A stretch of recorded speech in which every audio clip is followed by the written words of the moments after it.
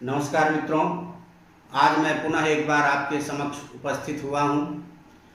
आज का विषय है गुरु की महिमा। दोस्तों, वेद पुराणों में, शास्त्रों में अनेकशः गुरु की महिमा गाई गई है।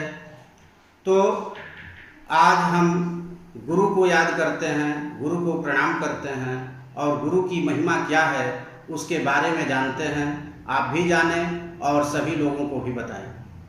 दोस्तों, जीवन में अगर एक भी अक्षर गुरु शिष्य को बोधित कर देता है, उसके मन मस्तिष्क में कोई ज्ञान भर देता है, तो इस पृथ्वी पर ऐसा कोई द्रव्य नहीं है जिसे देकर हम गुरु ऋण से उऋण हो सके।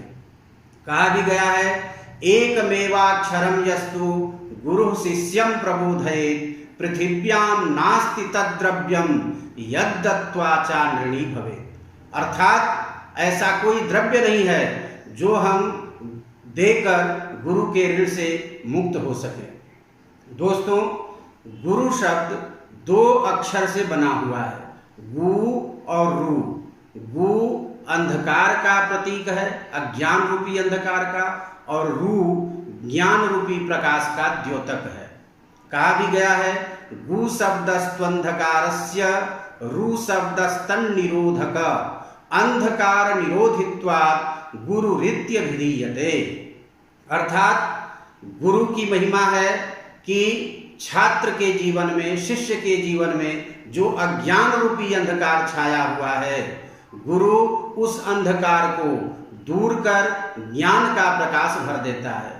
दोस्तों, ऐसा नहीं कि संसार से अज्ञान का अंधेरा दूर हो जाता है, बल्कि उस शिष्य के जीवन के अंधेरे दूर हो जाते हैं। गुरु टॉर्च की रोशनी की तरह होता है।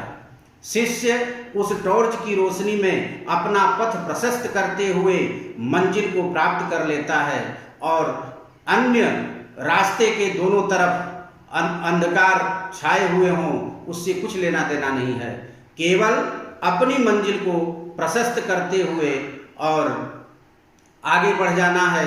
और जीवन में गुरु वह सब कुछ दिला सकता है जो एक ईश्वर, परमात्मा या किसी देवता के प्रसन्न होने पर हमें प्राप्त होता है। दोस्तों, इसीलिए कहा है कि ध्यान मूलम गुरोर्मूर्ति, पूजा मूलम गुरोः पदम, मंत्र मूलम गुरोर्वाक्यम, मोक्ष मूलम गुरोः कृपा। अर्थात ध्यान का मूल यही है कि हम गुरु की प्रतिमा का, गुरु को मन में स्मरण कर लिए, वह हमारा ध्यान हो गया। पूजा का मूल यही है कि गुरु के चरण कमल की पूजा कर लिए, समस्त देवी देवताओं का पूजन हो गया। मंत्र, गुरु के वाक्य ही वेद के मंत्र हैं, उनका मनन चिंतन करना और तदनुसार आचरण करना, यही सभी मंत्रों का मूल है। और मोक्ष, यदि गुरु की कृपा हो जाती है तो मोक्ष कोई बहुत बड़ी चीज नहीं है। मोक्ष तो मिलना स्वाभाविक है, गुरु की कृपा होनी चाहिए। आगे भी कहा कि गुरु मुख्या क्रिया सर्वा भुक्ति मुक्ति फलप्रदा, तस्मात् सेव्यो गुरुर्नित्यं मुक्त्यर्थं सुसमाहितैः।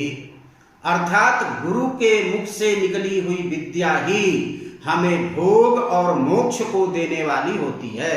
इसलिए गुरु के चरणों की सेवा करना और उनका आशीर्वाद प्राप्त करना बहुत ही आवश्यक है। अन्यथा वह गुरु के कहे गए वाक्य, गुरु की सिखाई गई विद्या फलदायी नहीं होती है। क्योंकि चतुर्वेद भाष्य भूमिका में लिखा हुआ है कि अध्यापिता ये गुरु नाद्रियन्ते विप्रा वाचा मनसा कर्मणा वा, यथैव तेन गुरोर्भोजनीयास् तथैव तान्न भुनक्ते श्रुतं तत्। जो गुरु हमें ज्ञान दिया, पढ़ाया, अध्यापिता पाठ को पढ़ाया, समझाया, अगर हम उसका आदर नहीं करते हैं तो ठीक उसी प्रकार गुरु के द्वारा बताए गए ज्ञान भी हमारा आदर नहीं करते, हमारा साथ छोड़ देते हैं, हमें फल नहीं दे सकते। इसलिए जो ज्ञान गुरु से हमें मिला है, हमारा यह परम कर्तव्य है कि उस गुरु के चरणों की सेवा करें, गुरु के चरणों की वंदना करें। अन्यत्र भी कहा है, य आतृणक्ति वितथेन कर्णाव दुःखम कुर्वन्नमृतं संप्रयच्छन् तं मन्येत पितरं मातरं च तस्मै न गृह्येत कथमच्चनाः।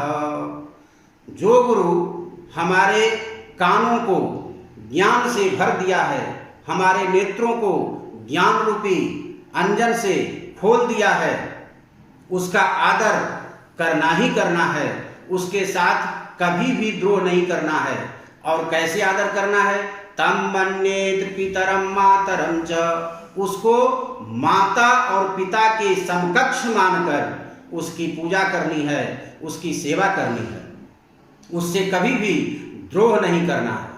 तो दोस्तों, कुछ श्लोक से हम सभी अपने अपने गुरु के चरण कमलों में वंदना करते हैं और आपके सामने मैं एक एक श्लोक प्रस्तुत कर रहा हूँ।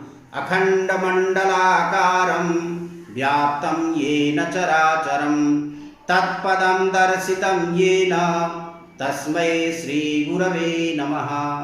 अर्थात जिस गुरु की कृपा से इस संपूर्ण सृष्टि के जन्मदाता भगवत के चरण को भी जिन्होंने दिखा दिया है, जहाँ तक हमें गुरु के आशीर्वाद से ईश्वर के चरणों तक पहुँचाया जा चुका है, ऐसे गुरु के चरणों में सादर नमस्कार है।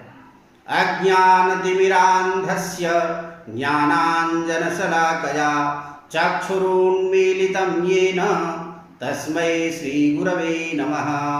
अज्ञान रूपी अंधेरे में बंद पड़ी हमारी आंखों को जिन्होंने ज्ञान रूपी काजल की शलाका से हमारे नेत्रों को खोल दिया है, ज्ञान भर दिया है, जिससे संपूर्ण संसार प्रकाशित हो गया है।